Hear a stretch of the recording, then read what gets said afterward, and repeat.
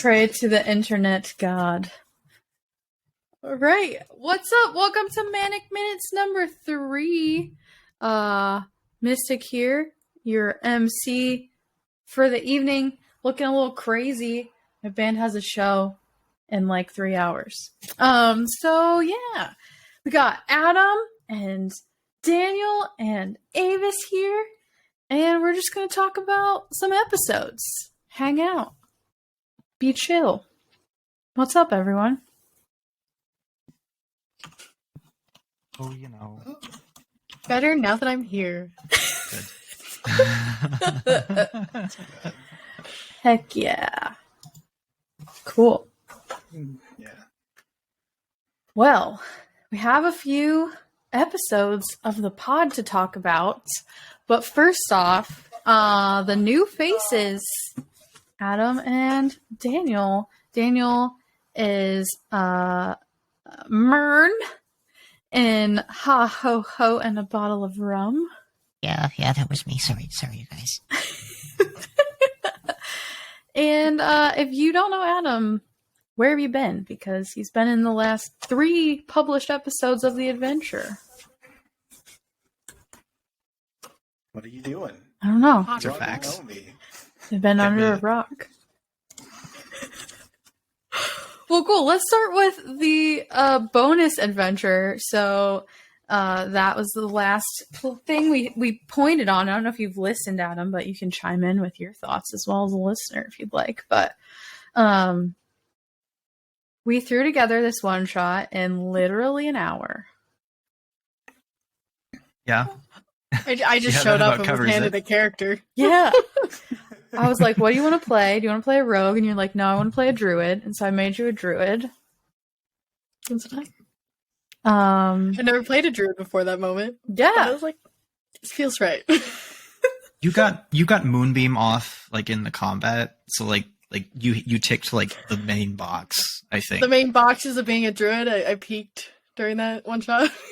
Like that's the main spell you've got to hit. Like you didn't Wild Shape would have been really cool, yeah. but It was you got Moonbeam fun. off. I didn't really know what I was doing with it. I was just like sending off into the depths of this warehouse, but it was a pretty good spell. It was a pretty good time. Yeah. You were like, can I pretend this is a laser? It felt like. Yeah, but okay, well let's talk about like the first half of the adventure. You guys didn't know anything going in. All I said was you had been working together on a ship for a while. So yeah. Talk about your thoughts, like drinking at the Drunken Stump.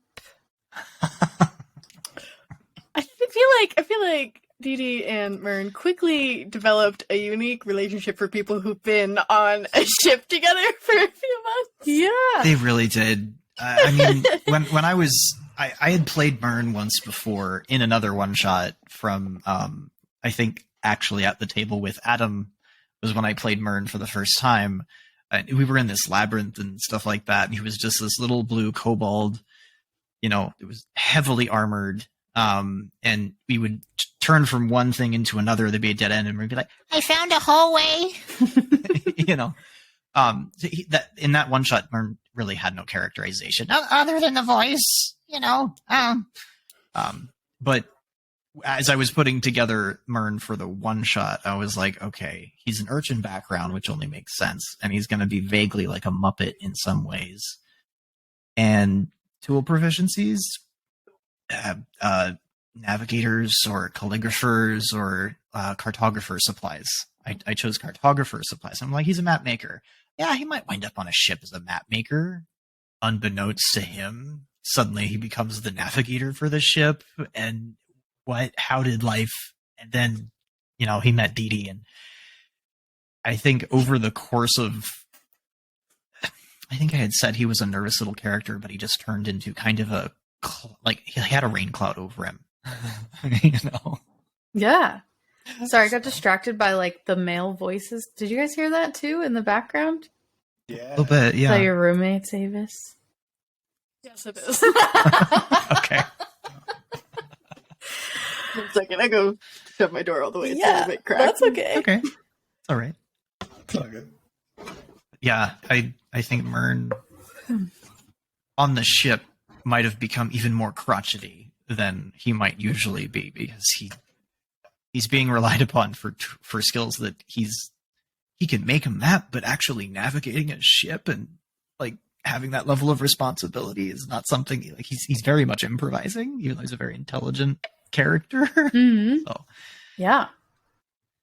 Dee Dee, there was, or I mean, Avis or Dee Dee, there was a very hilarious moment, like super close to the beginning of the episode where you essentially have Herbo and anyone else in the bar buying you drinks the whole night. They're like, time skip to the end of the night. And I'm like, all right, it's time for the con save. It's time to see what happens. And you roll a goddamn natural 20. Crushed it. I was channeling my inner sorority girl there because I've been hanging out with a lot of them lately, and I was like, they gotta crush it, and the dice agreed. Yeah, I mean, it was pretty great. To be real honest, it was pretty great. a good moment. Cool. After that, you guys decide to do what Mern wants to do, and you go walking down some alleys, and you find a toe that turns into a dead body. That's Mern's luck. What I mean, I told you this was going to be very like. I think I said it was going to be like murder mystery-esque, but like, did that surprise you at all? Or are you thinking like as that was happening with your characters? I mean, I was definitely expecting it at some point. Was I expecting it to happen from someone just yanking an entire body out of the ground? Not entirely. That was slightly unexpected. Yeah. I think I was, as a player, knowing what I know about Rick Monish, I was expecting something a little more nefarious than stumbling across a toe/body in an alley. So that was brilliant. Yeah. What was going through Mern's mind was, Really, Herbo? Really? Herbo during that scene was fantastic. Oh my gosh. This covers MVP. a clue. I better, cover that up just to preserve modesty. Yeah, absolute MVP. I miss Herbo. Yeah, I mean, even after that, when he's like, okay, what are we going to do with this body while we go to the Stapper drapings? And he just waltzes into a warehouse and puts her in the corner. I think Comes back, gets her, just walks in like he belongs. my favorite moment with Herbo, the entire adventure, part 1 and 2, was when I don't remember if it was the DM or if it was Dee Dee looking at Herbo saying, You're smart enough for that. And he goes, I'm not, and I don't want to be. Sorry, Herbo is they. They said that. Yeah. That was the other thing throughout the whole episode, because we threw the characters together so haphazardly, we were all just like pronouning all over the place. And it wasn't like malicious or malevolent misgendering. It was just like general, I don't know you. I don't know this character I kind think, of a thing. Yeah. A lot of it for me was just like superimposing the player's pronouns over the character. Yeah, for sure. I play a they them character as well, and that happens all the time with them. Mm-hmm. All the time. Yeah. It brings up an interesting point, maybe. I don't know, like, what we need Ed here for this, actually. So I won't dive. We'll save that. We'll save that nugget for another time. But like, I definitely want to dive into like some deeper rooted things around that.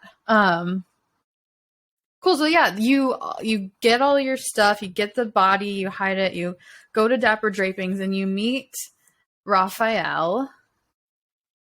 What was your opinions of like Raphael as an NPC, that part of the story? Like, what were the vibes? I really loved Mern's little touching moment after giving the toy back to the kid. Mm-hmm. I thought that was amazing. I was also very sus of Raphael. You were, I remember that. I thought he was suspicious. I was totally expecting to have my faith in humanity destroyed. Mm-hmm. I'm not evil. Well, I expect the world to be evil, so it's a little unrealistic, honestly. Well, in correction, Raphael wasn't. Raphael was not evil, no. No, he was suspicious. For a bit, I was like... But no, he was sad widow. And then I felt bad, but I was like, better safe than sorry.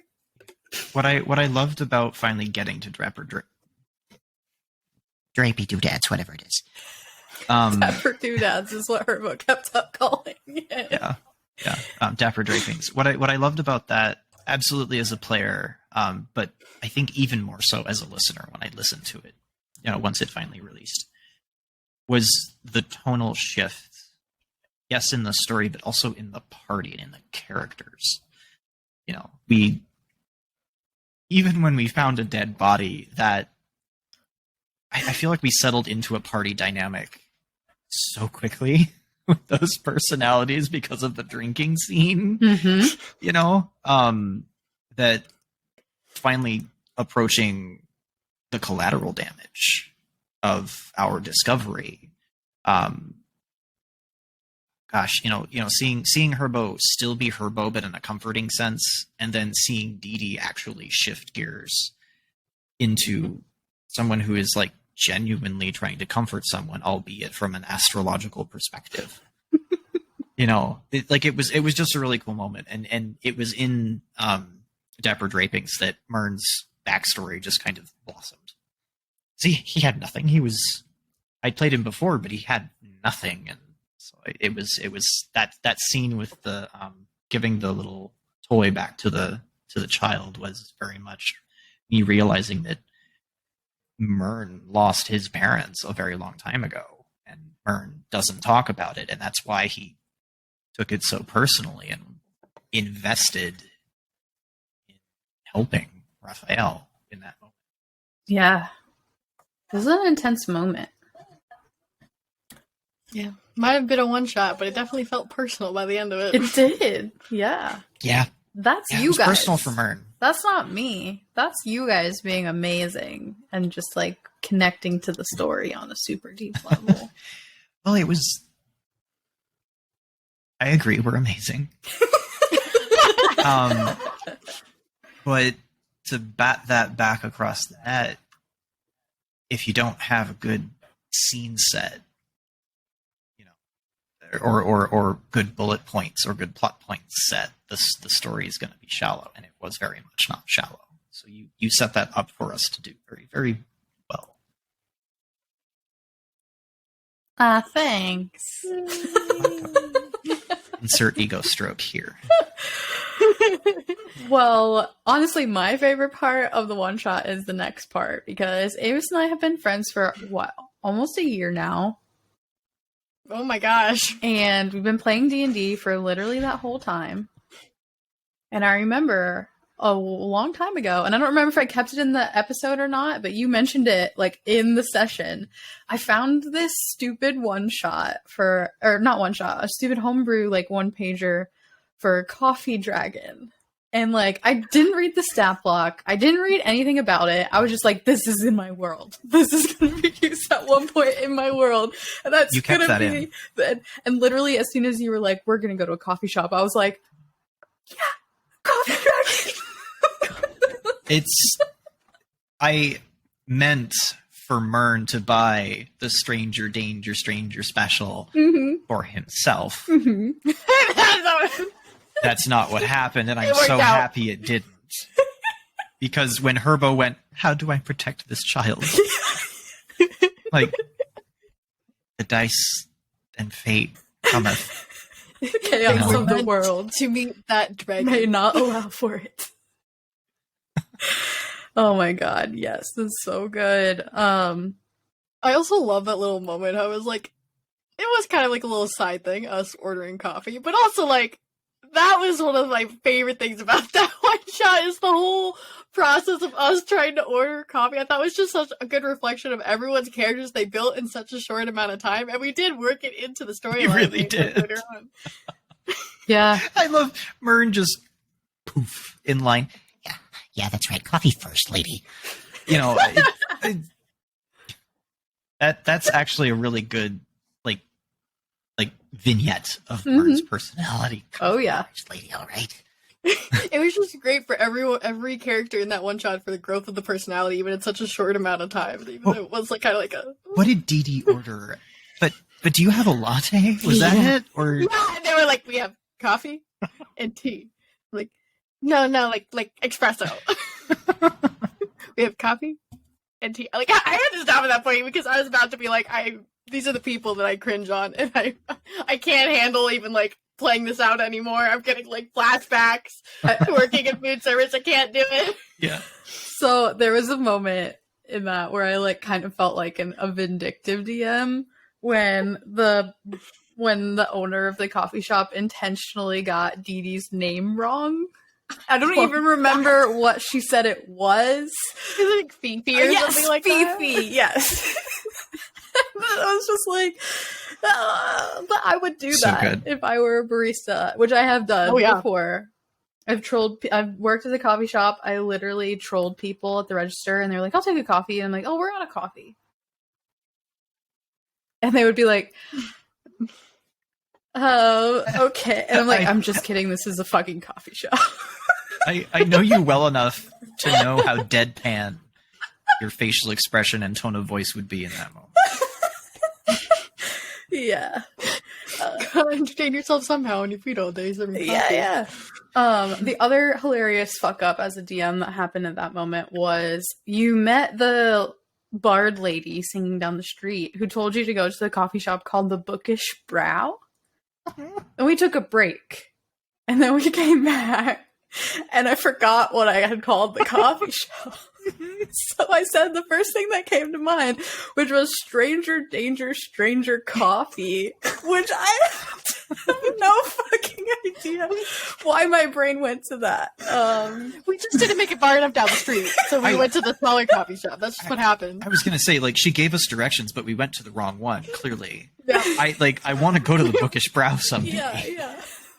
We just saw the first coffee shop. We're like, not the one recommended, but it'll work. I feel like the Bookish Brow is probably Morgus's hangout. Oh yeah. Like, probably, yeah. Mhm. Yeah. Cool. So you did all that. You take Raphael a coffee. You see the fire genasi run into a cart, and you go running. And essentially, battle just kind of ensues from there. And it was a very hilarious battle. So fun. It was That so was such a fun battle. And then, yeah, we did a little recap. You went to the funeral. It was a nice little tiny one shot. It felt really good. It was very like wrapped up very nicely. Yeah. Very, like there was a little bow on it by the end. It was very hard to fulfilling do. one-shot. You all were trying to do all the things. That happens. I've never been sometimes. known for playing D&D quickly, Mystic. I know. Cool. Spend 15 minutes looking for gum to chew. Any other comments, questions, concerns, anything for me about the one shot? Anything anyone should know? There's something I want to say, but I won't. Oh. Stop being such a softcore DM. Anyway. I got the sass from secondhand. Great. Cool. So Moving on. I have a question. Yeah. What would have happened if Herbo hadn't have rolled so well when he walked into that warehouse? Like, I have no fucking idea. what would he have done? I don't know. He would have been questioned, or they would have been questioned, of course, and maybe thrown out, and then you all would have had to find a different way in. Probably would have rolled some kind of percentile dice to see if they found the body or not, if it was hidden well enough. It's Herbo. You're telling me they wouldn't just took a look at them and be like, yeah, this guy, he's can do no wrong. I mean, that's what Carry happened, but That is what happened. if Ed would have rolled any lower, like, They would have been found out. Fair enough. yeah, for sure. Like, what wasn't her tail like just Hanging- like fully on display? Yeah, It was like hanging out, yeah. I tucked that back in. You did. No, you did. You absolutely did. When that detail came up, I'm like, this is how we die. I was like, nope, slide it. Didn't happen. Well, cool. So, I want to talk about a few episodes of the Utopia adventure. Ed and I believe, the last Manic Minutes, the last episode we talked about was episode 8. When Ziba takes off running down the street and climbs up the church and goes in down the chimney. Which was a great moment for me because I was just like, the time is nigh. If you don't take this bait, I don't know what I'm going to do to you. You can trust in Ziba's impulsiveness. Oh, yeah. Oh, yeah. Of course. So, It's like a cat with a string. yeah. So in this case, it's a tail. I mean, talk to me a bit about, it's been really interesting seeing Ziba kind of really just come unhinged. I don't know, like, I just imagine she's just spiraling. It's really fast, I feel like, for the people listening. Mm-hmm.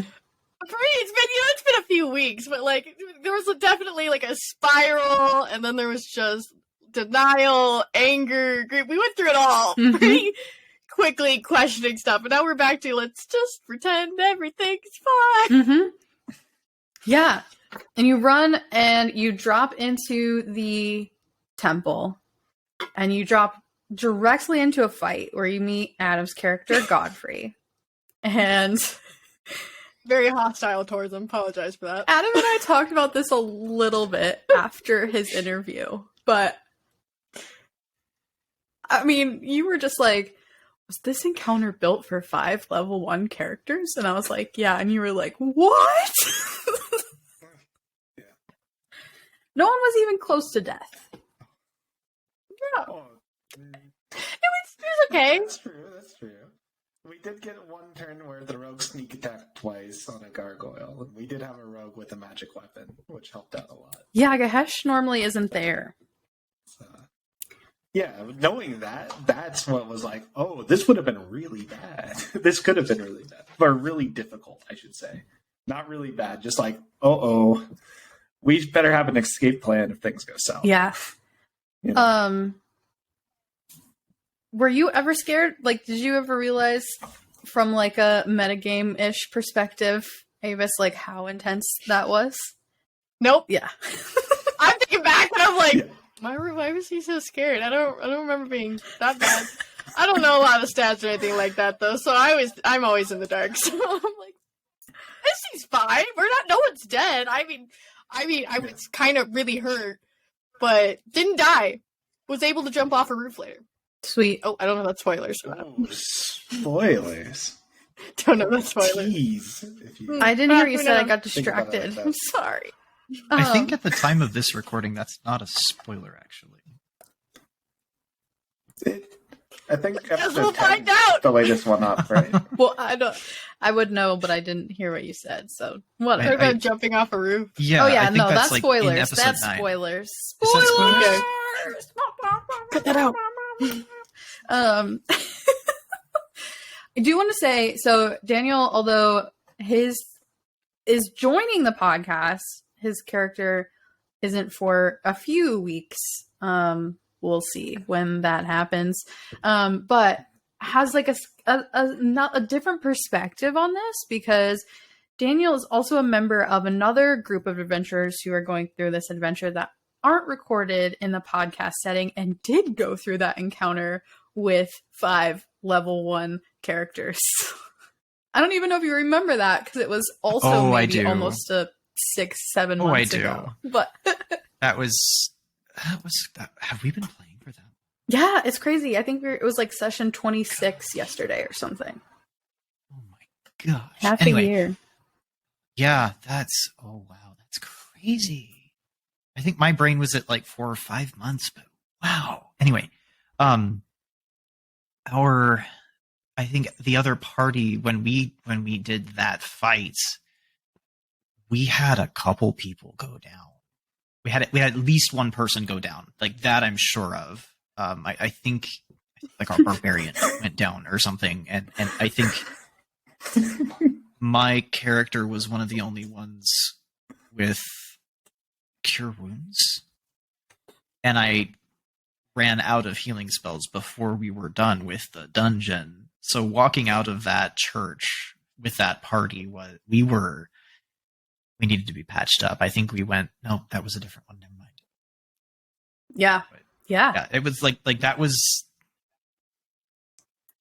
It was a challenging dungeon, but it wasn't.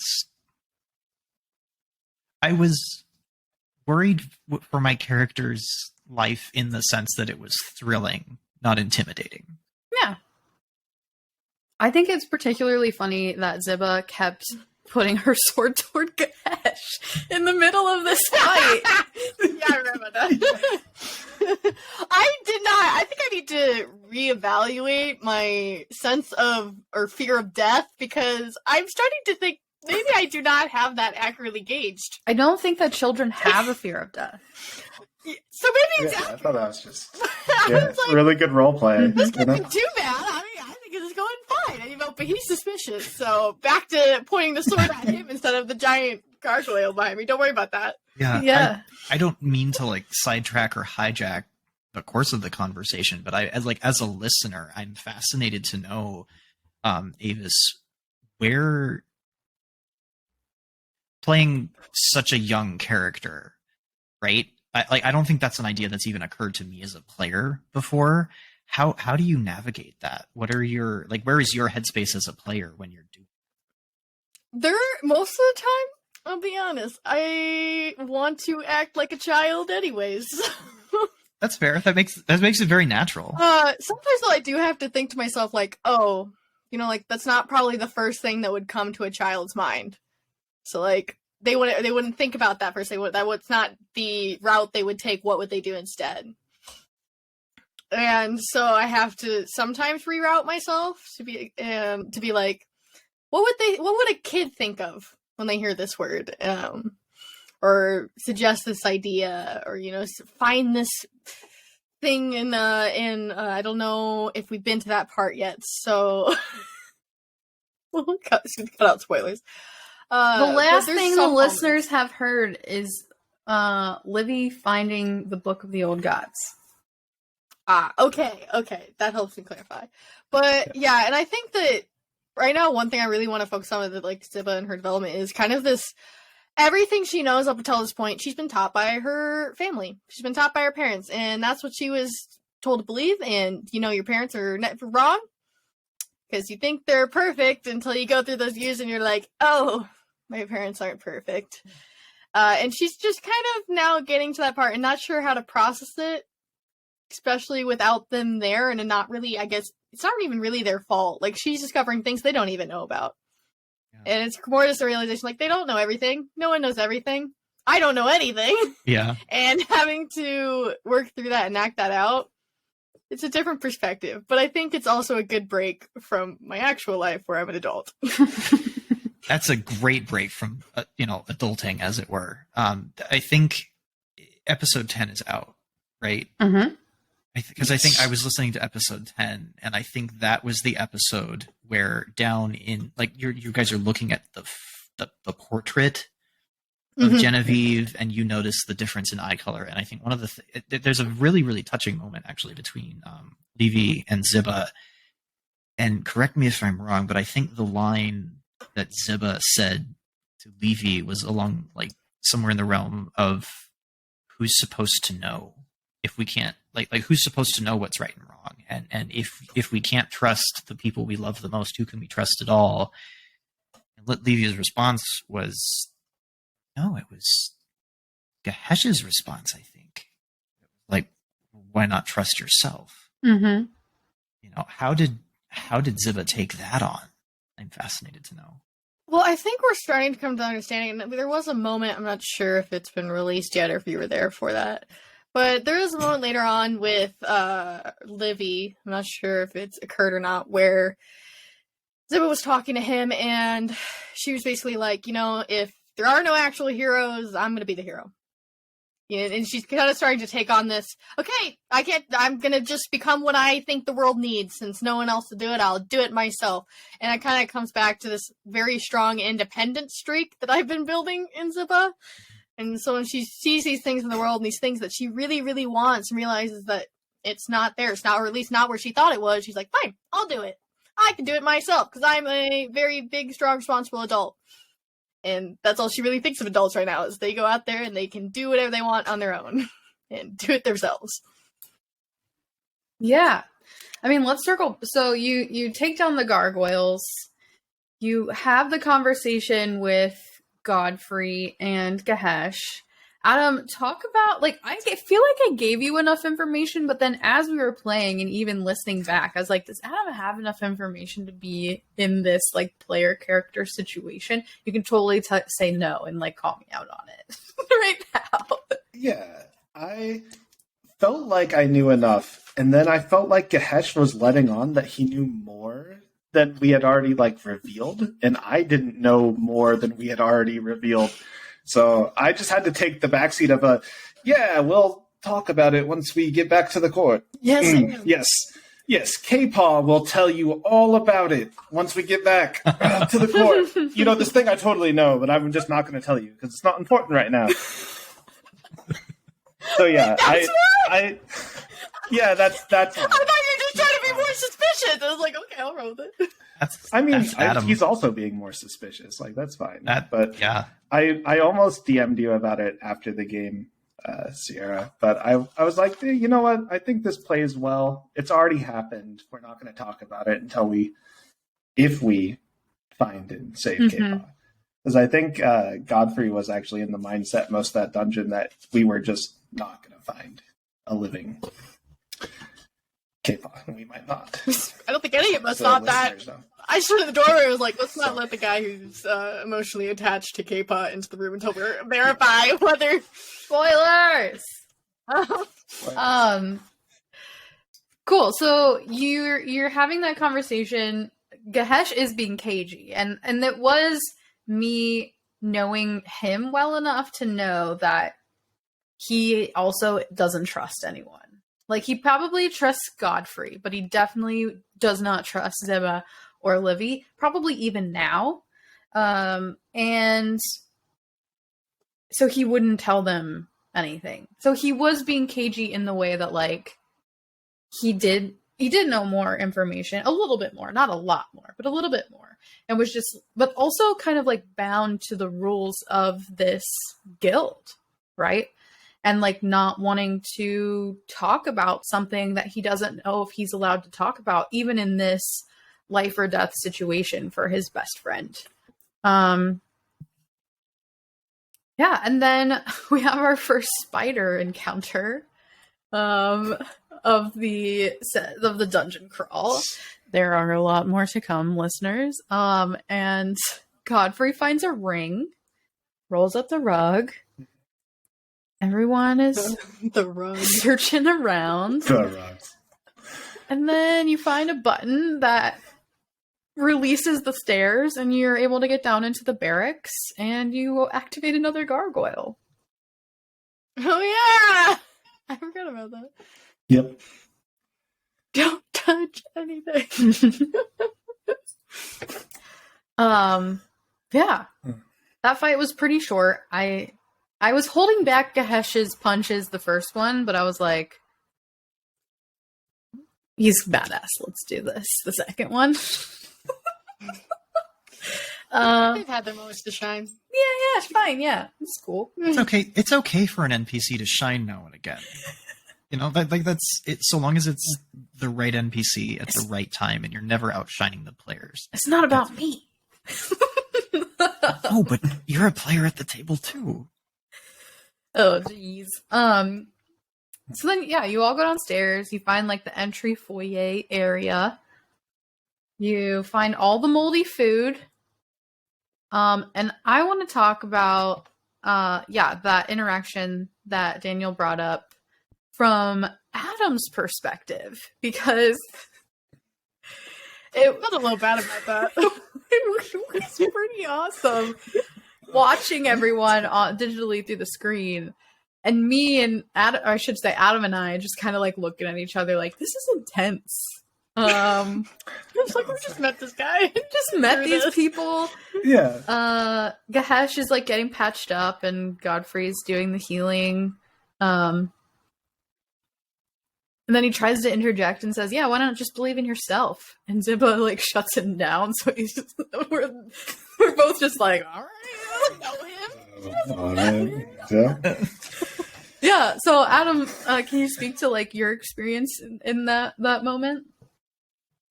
Yeah, so I mean, for Godfrey, it's like, so Godfrey struggles to make friends. Like, he doesn't want friends. He tries to push people out.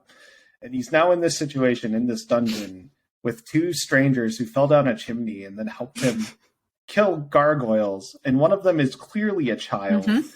And now there's a mental breakdown happening about remorse over, like, a party member that was dead. And it was like, wow. This is too much. I shouldn't be here for this conversation. I don't want to be here for this conversation. You all are great. I'm going to go to the first thing that pulls me anywhere else to be out of this situation. So, Yeah. But at the same time, it hits on a lot of things that Godfrey, like a lot of his bonds and a lot of his flaws came up in that short burst too. So it was a difficult character moment for him, struggling between like one of his flaws and like a couple of his bonds. So Yeah. he was just strictly uncomfortable, but getting a gauge on who these two people who just suddenly fell into his life are. Literally. You know? Yeah, literally. Awesome. So Well, yeah, Gahesh kind of calls out at the right moment, kind of breaking the tension, saying he found K-Paw's bed, and everyone kind of moves in that direction. But the intensity, it only cranks down a tiny, tiny bit, because Gahesh has one goal, and that is to find K-Paw. And he's unable on his own to really investigate. Like, I actually rolled investigation for him and he failed. And it was like, he's going to be so frustrated. And Ziba and Livy are just kind of like in their world like they always are, just kind of goofing around. And then at the same time, Livy's like not going, he pulls out the journal and is like, I have this. In kind of like a nanner kind of a way, you know? At least that's how I took it for Gahesh. And I was like, what the hell? yeah. More great moments, but still very tense. And then finally, Livy offers to help Gahesh look around K-Paw's cot. And they find the loose floorboard and find the books, and Godfrey finds the second instance of spiders in the dungeon. Yes. By hiding under the bed. He does indeed. Yeah. When we came back to that, and we were like, oh yeah, he's under the bed. Yeah. And that was like the first huge lore drop of many, many more to come of the game. And I think, Adam, you were even like at the end, you were like, oh, that's a big deal. How are you both feeling after that end of that session? I'm excited to get a little bit more into that lore. I haven't figured out how I want to swing that yet exactly, but like, I feel like it's a good development part for Zebek now that she is kind of questioning what she's been taught her whole life. Like, eventually, is she going to want to explore that and like explore that curiosity more in this questioning? I don't know if we're there yet. We're a little bit still in denial, but I think that's another stepping stone that now is available for the character's growth. There might be a reason why all that stuff beforehand happened. Yeah. All right. I love this about this campaign. I've run this campaign 3 times, and every time the party is level 1, they're just gallivanting around, having fun in this utopia, and then this moment happens, and it's like, oh, that's why we need an adventuring party. That's what this is about. And it's a really awesome moment for me. All right. We have a few minutes left. Any questions for me about the parts of the story that we just covered? Sorry to jump back, but I really want to hear Adam's take on that lore dump. Oh, yeah. Yeah, I as a player am very curious and really want to dig into this because, like, as a player, I love playing my characters being affiliated or following a religious or a deity, and I try to pick a different one each campaign when I do play it. And to be in this world where suddenly this is like a big reveal, I'm curious, but I think Godfrey is definitely still focused on what's coming first, and is only really going to decompress about this in the greater scheme of like what the Carousel Court is looking into, like once we finally get out of this situation and have a moment to sit down and decompress and talk with everyone else about what's going on. Yeah. On that note, Fascinated. yeah, go ahead, Daniel. I'm fast because, like, I have so much in my head. No spoilers. Well, no, that's like specifically what I'm trying to avoid. What we're like, that one moment where we're talking about right now is specifically finding that book about the old gods, like the pantheon of the old gods, right?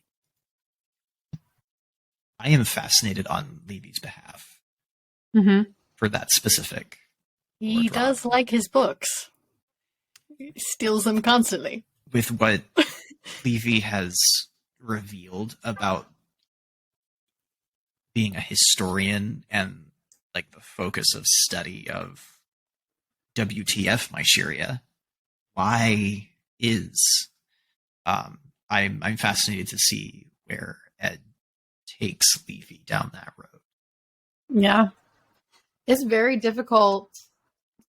I didn't think it would be difficult, but it's very difficult having a lore bard in this specific campaign because I kind of intentionally ask players when creating characters to either be old enough to remember prior to the 100-Year War or young enough to just know my Sharia,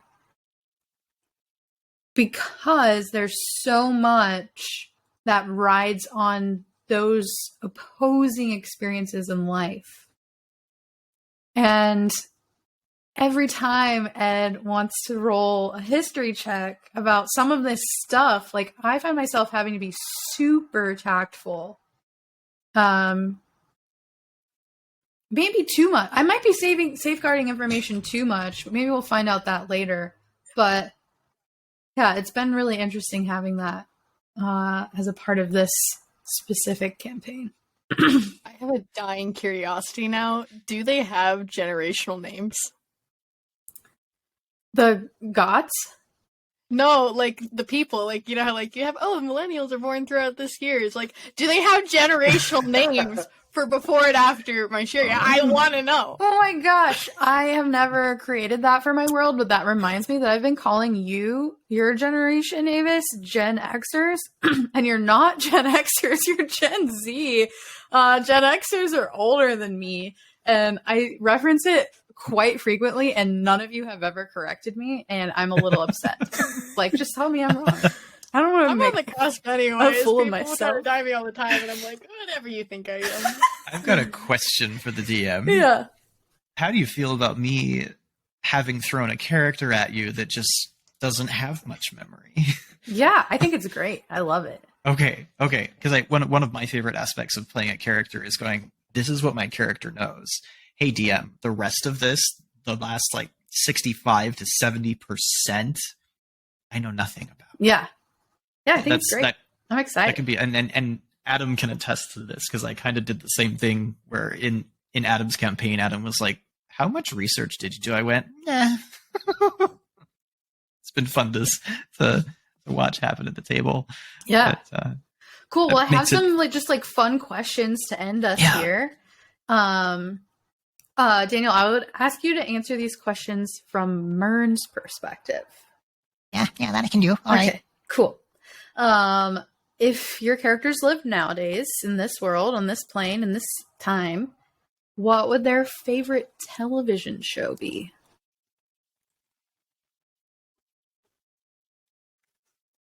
I don't know what's on TV nowadays. Netflix, Man. Hulu, all that shit. That works Oh, too. okay. Yeah. I don't know what's on TV either. I don't have cable. I feel like they'd just be on TikTok or destroying bathrooms. Yep. You know? All right. The devious licks. That's fair. I feel like Mern would watch like definitely something like Mythbusters. Mm-hmm. Like definitely not that Mythbusters is on anymore, but Mern would definitely watch something like Mythbusters, but also just like something completely garbage. You know, I'm trying to think of a good example of a garbage show, but I'm not really coming up with anything. Love Island. Sure. You know, just like something that actually this is one.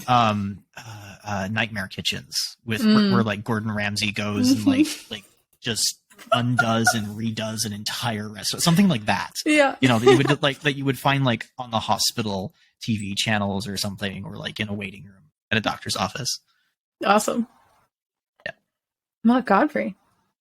I feel like Godfrey would be watching those like ER style, you know, hospital drama shows. Mm-hmm. I love it. All right. I just thought of wants to watch Squid Games, but they're still on Netflix for kids and it's monitored.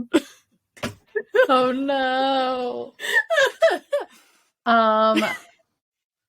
What's the funniest way your character has broken or evaded the law? Finding a dead body and not just reporting it. Probably. Yeah. Mern's an urchin. Merchant probably grew up evading the law on the streets.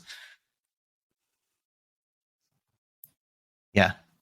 I'm gonna say the dead body in the alley without reporting it. Yeah. I think Godfrey at some point has probably broken someone's arm and then fixed it and left them at like a hospital ward. Oh, so noble. Best I could think of is breaking something and blaming it on a sibling. Yeah. That's fair. Awesome. All right. One more. What would your character do if someone handed them 10,000 gold right now?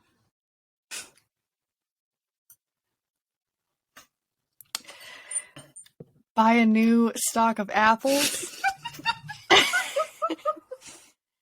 And then have no idea what to do with the rest of it. So would probably just be like, what do I do? Throw it away? And then Livy would take it.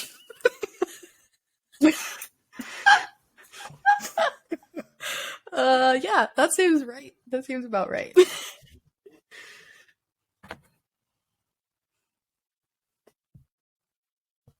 I think Godfrey would probably donate most of it to the carousel court Mm. and then ask them to get resources for him to use for like healing potions and other medical supplies, as well as just funding themselves a little bit. Yeah. I feel like Mern would probably like immediately charter a different ship to go on a map making expedition and like specifically like and like with a lot of bluster like just wax eloquent about how he can't wait to get away from Herbo and DD. And like the moment it would finally come to say goodbye, Mern would be like, All right, fine. I'll hire you. And Herbo would say, Kim Pearl, come too! No! Never! 5. 10,000 gold will have enough room. They're staying in the cage. No. Octopus It's not going on to your matter face. because octopi can get out of anything they're Yes. fit through. Which, by the way, I revealed that fact in the Deborah Ann Wall game, and it changed the whole dynamic. What? Because it was underwater, and we had octopi, and I was like, I need to tell you guys this. You need to know this, and they're like, what? It's so good. Yeah. I forgot about the octopus. It's Herbo's mount, a giant minotaur on a giant octopus. When they called that octopus, I was like, what is happening? Oh my god. Not expecting it at all. All right. Anything else for the good of the order? Can y'all tell I was in 4-H as a child? I was my back of my mind was just like firing when you said those words. The good of the order. I went to the Jedi immediately. And then went to Gandalf for some reason. All right. Well, thank you so much. And I hope you guys have a great evening. And we'll be back next month with more Manic Minutes. Woo! Thank you. Have a good show. Later. I'm sorry.